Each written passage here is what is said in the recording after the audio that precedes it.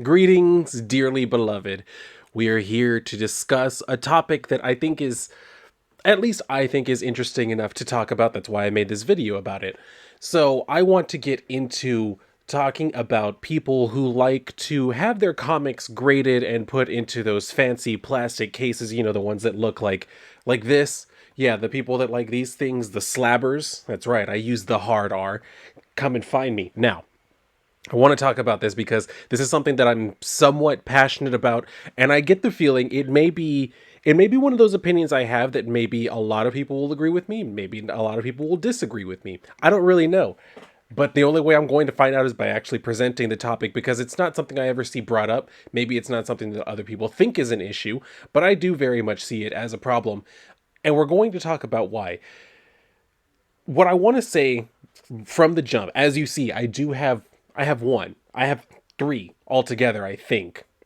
I think I might be missing one. But only this one did I actually want, and that's because, as you can see, it's a really old Avengers issue. And that I understand the point of doing this, to preserve old comics. That totally makes sense to me. But the bigger issue that I have with it is the over proliferation of this, because it started out pure and I had absolutely no problem with it. Guys sending their old comics to get graded, put in a nice case. I completely get it why you would probably put those away so that they're never touched again, and you buy like a collected edition or whatever, so that way if you ever want to reread the story you still have it. But what I'm seeing a lot of people doing now is kind of taking another issue that we've talked about, that many people have talked about, that I've certainly mentioned several times, and that is the issue of variant covers. And it's also feeding into this problem with the over proliferation of the graded comics thing. Because here's my other issue with it: there are so many, this is the other reason why we're starting to see inflations, and news articles being written about certain things, and we're starting to see it feed into the actual damage that's being done to the comic industry. What I mean by that is, whenever you have, say, just a new series come out, you're going to have people who are going to go out, buy that number one, take it home, mail it off to CGC to have it graded, put it in a case, and then try and sell it. That person will not have read that comic. That person will not have any emotional connection to that comic. They bought it purely for the speculative value, to have it locked away in a case, where now you are effectively rendering it useless. Because now I can't do what this was originally intended for. I can't even just feel what the hell the paper feels like. You know what I mean? So, yes, it's very nice. I can look at the cover and it's a nice cover.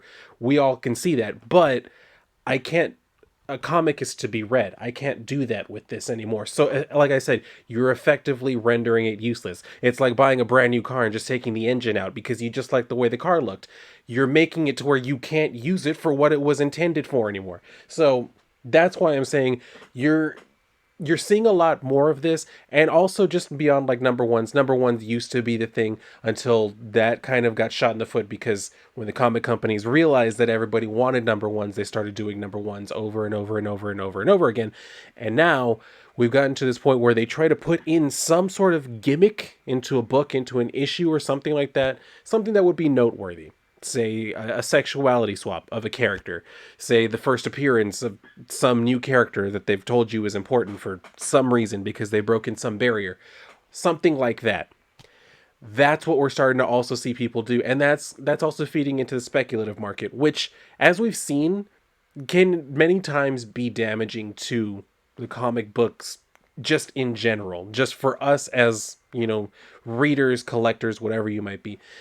I'm not saying it's all bad. I want that to also be clear. I'm not saying the whole practice is bad. I'm saying that the the overuse of this is leading into problems that are actually tangible for people who are longtime collectors, who are longtime, slabbers, as they're called. I definitely enjoy calling them that. The people who've been into this hobby for a long time, who've done that for a long time, are also complaining. From what I'm hearing recently, they're complaining because there's a huge backup, because so many people are sending in so many fucking books that they can't keep up with all of the demand. They have to grade every single book by hand, page by page, painstakingly, under all kinds of like different scrutiny. So it makes perfect sense to me if I were someone who's been at this for a while, who's, cared about getting his old comics, like, maybe in some cases professionally restored, cleaned and pressed, and then sent off to be graded and, put with this nice grade on and everything, so that way they have something that they're proud of in their collection. And then seeing, this boom in the speculative market where all of a sudden everybody's sending in all of these books that ultimately are probably going to mean nothing. A lot of these books are going to be worth something for a minute because, somehow they were able to drive some sort of interest in that book for whatever the reason may have been. It was a number one, it was a brand new series, it was a new series of some character that people were convinced they actually like, whatever it might possibly be. When you see that happening, I would definitely be frustrated as that older fan, like, what the fuck? Dude, I've been doing this for years, and here y'all are coming in just because you want to make a quick buck, not because these are even books that you even care about. They're just books that you're hoping you can do a quick flip, and if it's in the nice plastic case, then it'll sell for more. And that I would imagine has to be incredibly frustrating. At least that would be my estimation. Again, I could be completely wrong about that, but I think what we're seeing also feeds into the problem that we're seeing, where we can't really understand what kind of sales comic books have, because as we've seen, when you put something in a case, makes it worth more money, right? So what would you really want to put in a plastic case? Something that's worth a lot of money to begin with, right? What's usually worth a lot of money? Retailer incentive variant covers. And that's what people end up putting in. So what you're basically doing is you're seeing comic book stores that are having to buy multiple issues of a comic that they probably can't actually sell, just so that they can get one or maybe a handful of copies of covers that they know people will actually buy because they're buying, a famous artist, or just because it's an exclusive cover and people want that. They know that if it's limited, if not that many people can have it, that makes it more valuable to other people, just because, consumerist type of thinking. People want that type of thing. I've never really understood that. I don't really go out of my way to buy crazy variant covers all the time. I'm not going to say I've never done it. I have. But it was worth it. It was an Alex Ross cover. He painted Darth Vader. Come on.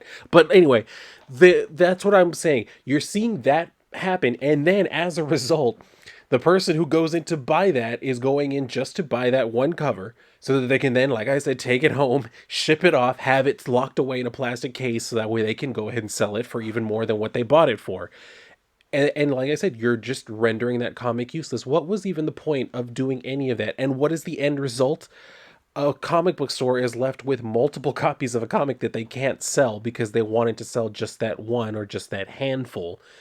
And what was the net gain? Who actually gained? That one guy who is the speculator who put it in the case and then sold it on? I mean, for him to have that positive outcome, does that really seem right to you? I don't know. I know it seems a little bit possibly weird or preachy, but it really does bug me that this is something that we're seeing, and I really do believe it's leading more into, because we've seen before, it's happened before, how the speculator boom can absolutely lead to just complete all kinds of chaos just within this whole collector market, whenever a lot of people who are probably not all that interested in comics to begin with get into it. I prefer the type of people who like to buy and sell people who are actually interested in comics, not people who just know about it because, oh yeah, I know that issue is the first appearance of Hobgoblin or whatever, and that's about as much as they know about it. Yeah, they might have read it when they were younger, but to them comics is more just, it's just the business. I mean, hey, if that's your thing, that's your hustle, that's fine. Just to me, I think the people that I kind of have more respect for, or that I find more interesting, are the people who are actually into this because it's a passion, and they also, they're able to turn a buck out of it. That I'm never against people making money, but I do have a problem when we're seeing problems like this, where you're seeing a whole bunch of this, and people are thinking, oh, comic books are worth a lot of money again. Well, no, it's if you're able to get your book to CGC, and if you're able to get, a quick enough turnaround time, so that way you can get the bitch back and actually have a nice enough grade, so that way you can actually sell it for the most amount of money, hoping that speculation bubble doesn't pop before you actually get the book back, and, the show or whatever actually comes out, and people realize they didn't like the Eternals. So now all of those comics are, basically right back where they were at before. It's one of those things where I'm saying it's taking advantage of people, or leaves other people holding a bag on this shit.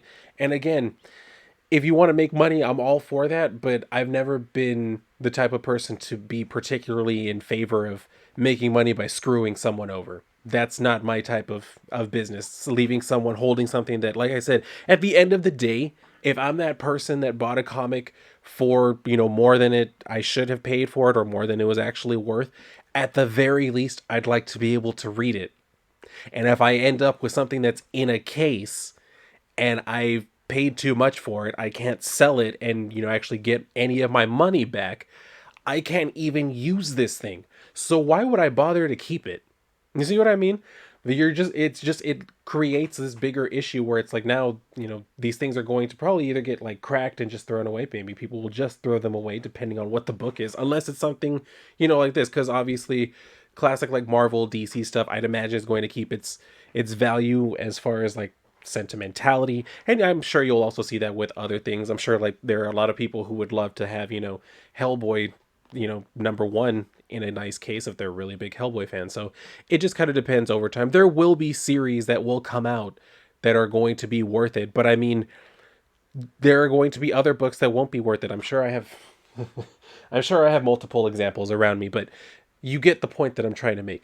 It's not going to be something that's going to retain its value for all of the comics that are being slabbed. And for me, it's kind of frustrating as first just a comic reader knowing that you're locking it away and you can't do anything with it unless you break it out of the damn thing, which I mean, don't get me wrong, I would have no problem I would have done it with this one, but I actually, like I said, this one I don't mind having it in the case. It's fine. I actually have, other old Avengers comics, so it's like there's a mix, but this one I had a chance to get for a reasonable enough price that I said, you know what, yeah, I'll take that one. It's no problem. It's something that I know I like. I like Doctor Doom, so that works.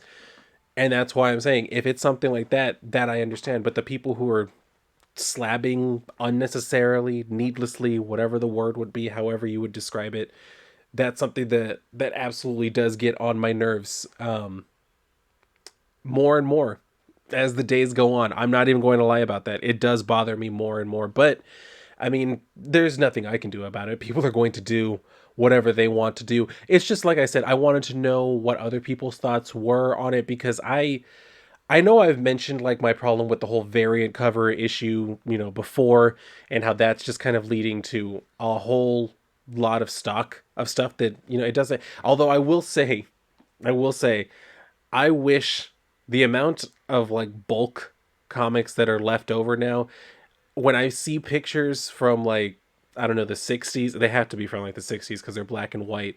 And it's like old like store, like I'm assuming, I don't think they had comic book stores at that point. Maybe they did. I'm not entirely certain.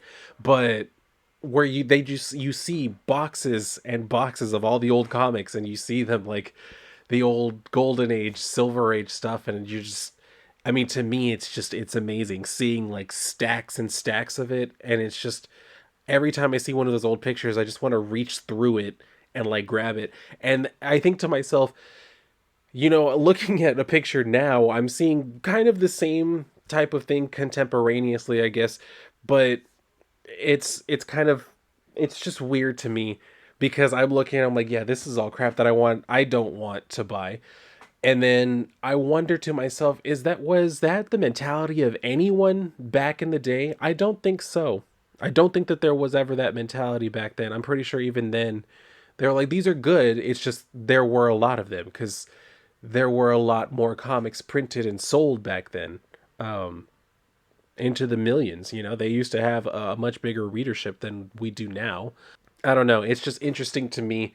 And I wanted to open that up possibly to a discussion. I thought about discussing this on a stream, but then I decided, you know what? No, let's go for the longer lasting impact, I guess, and do a video talking about it just to kind of put my thoughts out there and just ask you guys, what do you think? How do you feel about, people who like to get their books slabbed? What do you think about the different grading companies, I guess? Because I know there's CGC, there's CBCS, which people don't really take as seriously as CGC, which I know why, because you can like open the CBCS, but to me, that makes more sense. I realize why that would hurt the grade, because then if you can take it out, you can possibly damage it and you still have that sticker that has the grade. But at the same time, at least you can still read it. I don't know. And maybe that's just me. But yeah, I want to know other people's thoughts on this because I've never really had a chance to like actually discuss this with other people. So this is probably the best way that I can go about it to start this particular conversation is to just put my thoughts out, ask y'all, okay, what do you think? And just, yeah, go at it. Let me know, what do you think? I mean, I don't expect everybody to agree with me. I never do. So it's going to be interesting to see. But yes, let me know your thoughts down below in the comment section. And if you're not subscribed, go ahead and subscribe. But yeah, that's going to do it. So if you're done here, go and read a book. And if not, well, then I'll see you on the next video.